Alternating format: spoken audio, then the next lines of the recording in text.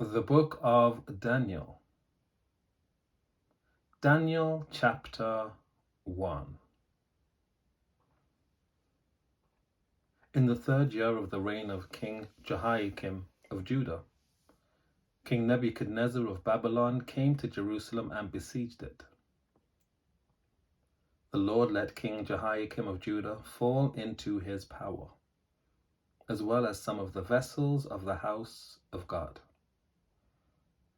These he brought to the land of Shinar, and placed the vessels in the treasury of his gods. Then the king commanded his palace master, Ashpenaz, to bring some of the Israelites of the royal family and of the nobility, young men without physical defect and handsome, versed in every branch of wisdom, endowed with knowledge and insight, and competent to serve in the king's palace. They were to be taught the literature and language of the Chaldeans. The king assigned them a daily portion of the royal rations of food and wine.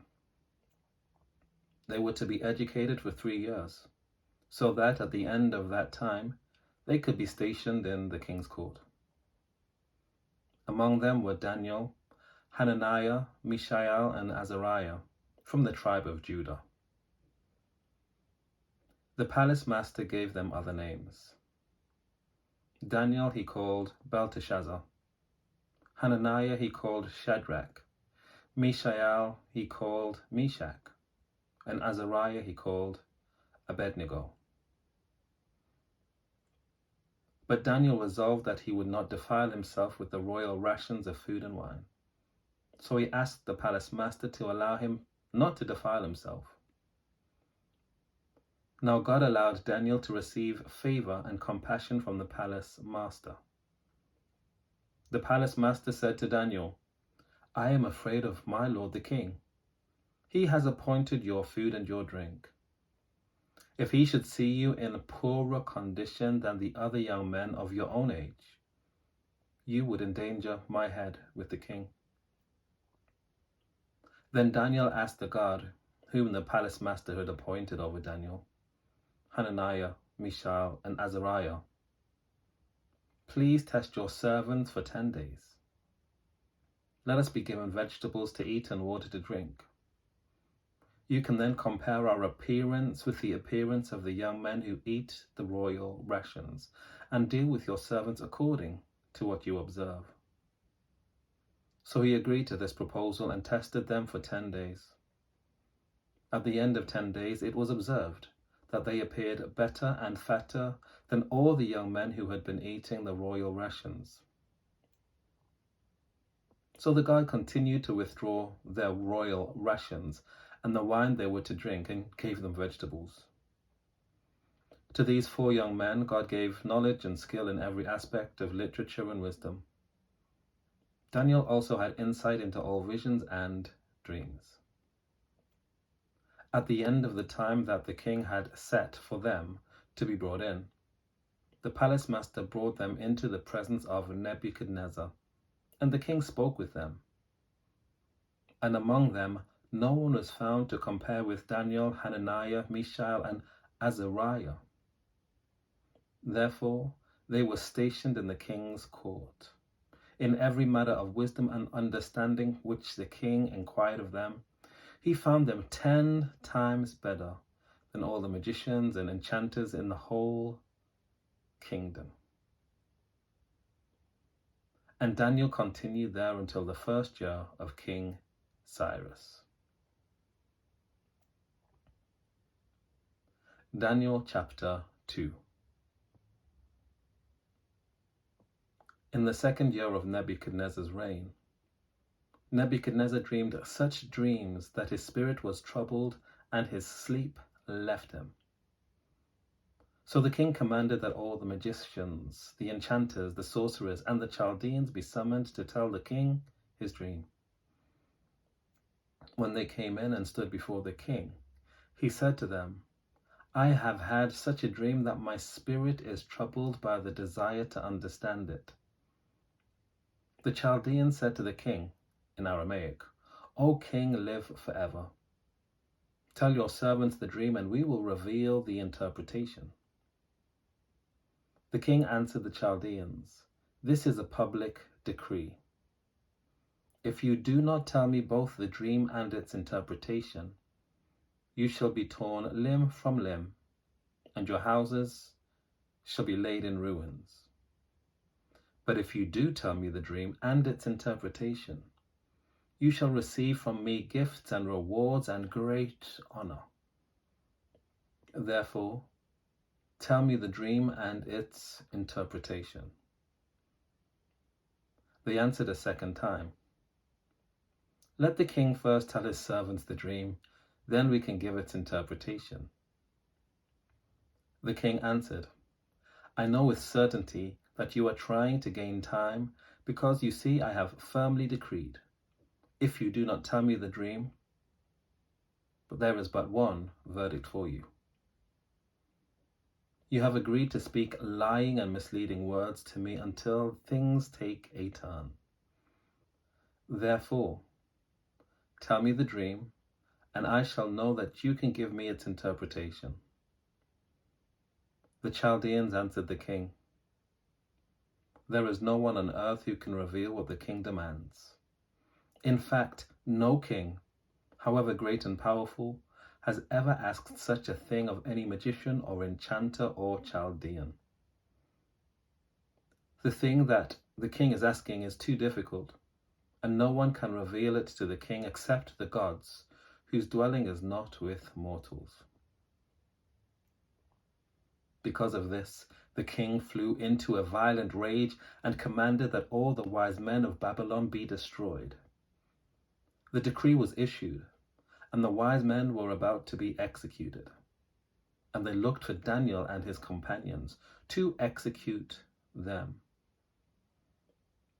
Then Daniel responded with prudence and discretion to Arioch, the king's chief executioner, who had gone out to execute the wise men of Babylon.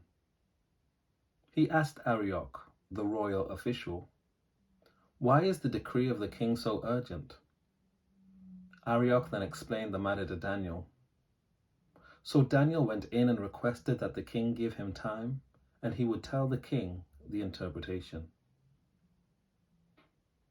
Then Daniel went to his home and informed his companions, Hananiah, Mishael, and Azariah, and told them to seek mercy from the God of heaven concerning this mystery, so that Daniel and his companions, with the rest of the wise men of Babylon, might not perish. Then the mystery was revealed to Daniel in a vision of the night, and Daniel blessed the God of heaven. Daniel said, "Blessed be the name of God from age to age, for wisdom and power are his. He changes times and seasons, deposes kings and sets up kings. He gives wisdom to the wise and knowledge to those who have understanding. He reveals deep and hidden things. He knows what is in the darkness, and light dwells with him. To you, O God of my ancestors, I give thanks and praise, for you have given me wisdom and power, and have now revealed to me what we asked of you, for you have revealed to us what the king ordered." Therefore Daniel went to Arioch, whom the king had appointed to destroy the wise men of Babylon, and said to him, "Do not destroy the wise men of Babylon. Bring me in before the king, and I will give the king the interpretation." Then Arioch quickly brought Daniel before the king and said to him, "I have found among the exiles of Judah a man who can tell the king the interpretation." The king said to Daniel, whose name was Belteshazzar, "Are you able to tell me the dream that I have seen and its interpretation?" Daniel answered the king, "No wise men, enchanters, magicians, or diviners can show to the king the mystery that the king is asking. But there is a God in heaven who reveals mysteries, and he has disclosed to King Nebuchadnezzar what will happen at the end of days. Your dream and the visions of your head as you lay in your bed were these. To you, O king, as you lay in bed, came thoughts of what would be hereafter, and the revealer of mysteries disclosed to you what is to be. But as for me, this mystery has not been revealed to me because of any wisdom that I have more than any other living being, but in order that the interpretation may be known to the king, and that you may understand the thoughts of your mind. You were looking, O king, and lo, there was a great statue. This statue was huge, its brilliance extraordinary. It was standing before you, and its appearance was frightening. The head of the statue was of fine gold, its chest and arms of silver, its middle and thighs of bronze, its legs of iron, its feet partly of iron and partly of clay. As you looked on, a stone was cut out, not by human hands, and it struck the statue on its feet of iron and clay, and broke them in pieces. Then the iron, the clay, the bronze, the silver, and the gold were all broken in pieces and became like the chaff of the summer threshing floors. And the wind carried them away, so that no trace of them could be found. But the stone that struck the statue became a great mountain and filled the whole earth. This was the dream. Now we will tell the king its interpretation. You, O king, the King of kings, to whom the God of heaven has given the kingdom, the power, the might, and the glory, into whose hand he has given human beings, wherever they live, the wild animals of the field and the birds of the air, and whom he has established as ruler over them, you are the head of gold. After you shall arise another kingdom, inferior to yours, and yet a third kingdom of bronze, which shall rule over the whole earth. And there shall be a fourth kingdom, strong as iron, just as iron crushes and smashes everything. It shall crush and shatter all these. As you saw the feet and toes partly of potter's clay and partly of iron, it shall be a divided kingdom. But some of the strength of the iron shall be in it, as you saw the iron mixed with the clay. As the toes of the feet were part iron and part clay, so the kingdom shall be partly strong and partly brittle. As you saw the iron mixed with clay, so will they mix with one another in marriage, but they will not hold together, just as iron does not mix with clay. And in the days of those kings, the God of heaven will set up a kingdom that shall never be destroyed, nor shall this kingdom be left to another people. It shall crush all these kingdoms and bring them to an end, and it shall stand forever. Just as you saw that a stone was cut from the mountain, not by hands, and that it crushed the iron, the bronze, the clay, the silver, and the gold. The great God has informed the king what shall be hereafter. The dream is certain, and its interpretation trustworthy. Then King Nebuchadnezzar fell on his face, worshipped Daniel, and commanded that a grain offering and incense be offered to him.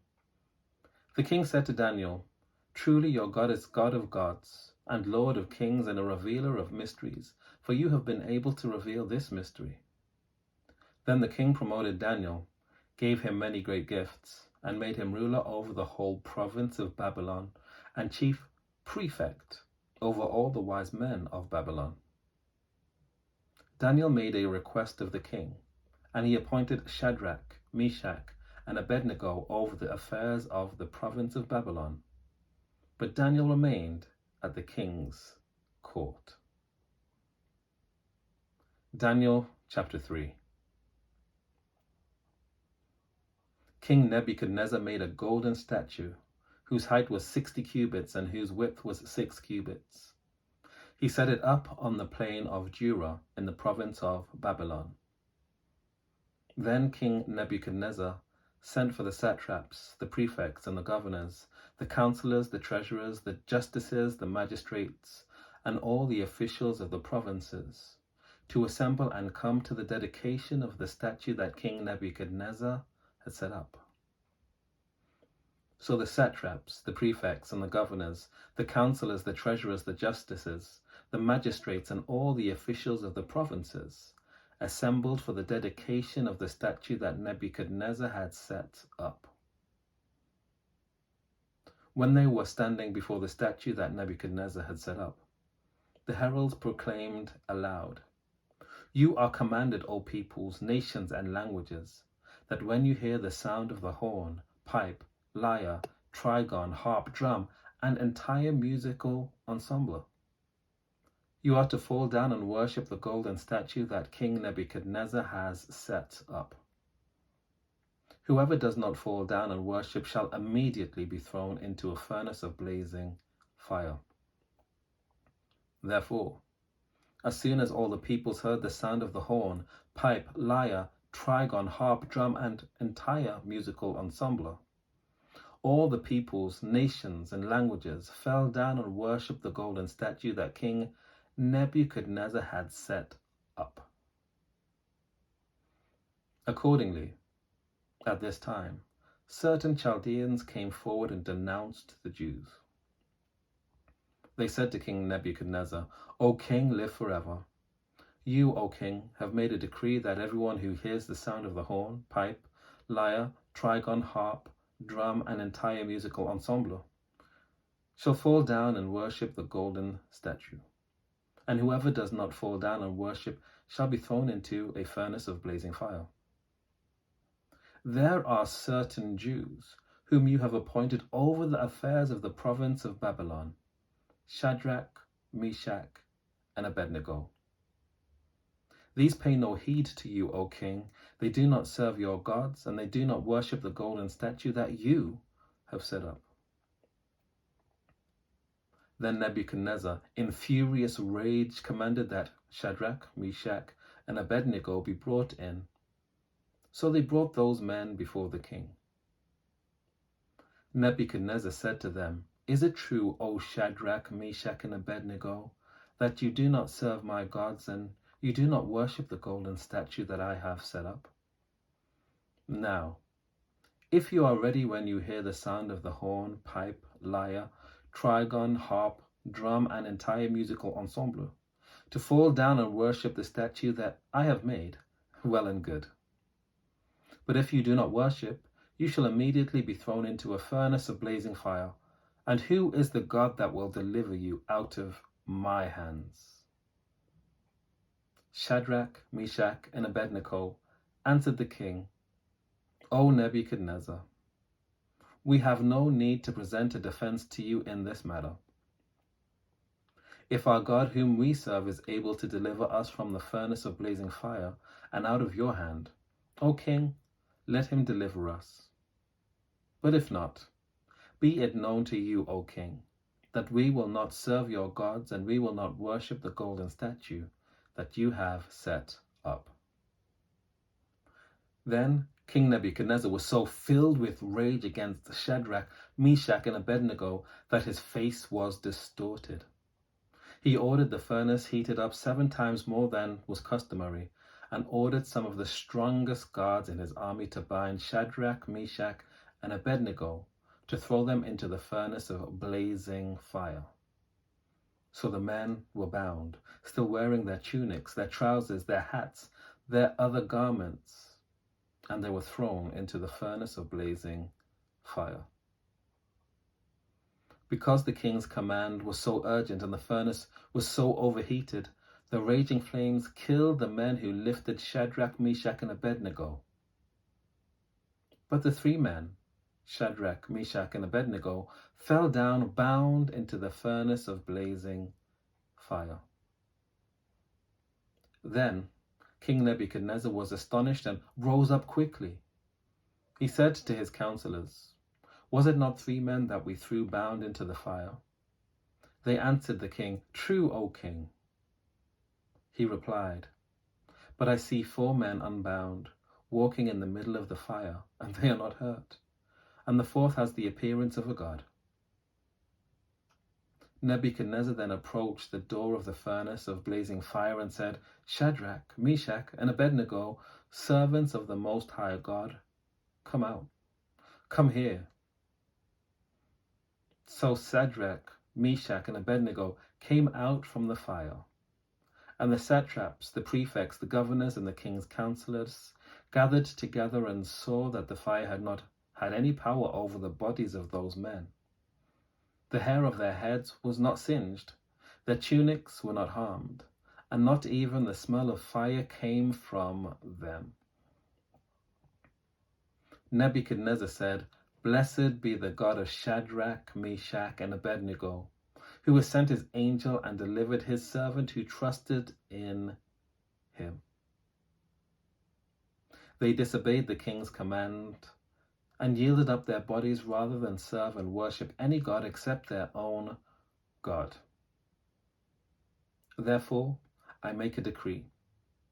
Any people, nation, or language that utters blasphemy against the God of Shadrach, Meshach, and Abednego shall be torn limb from limb, and their houses laid in ruins.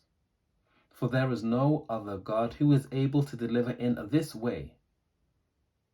Then the king promoted Shadrach, Meshach, and Abednego in the province of Babylon. Take care. God bless. I'll see you next time.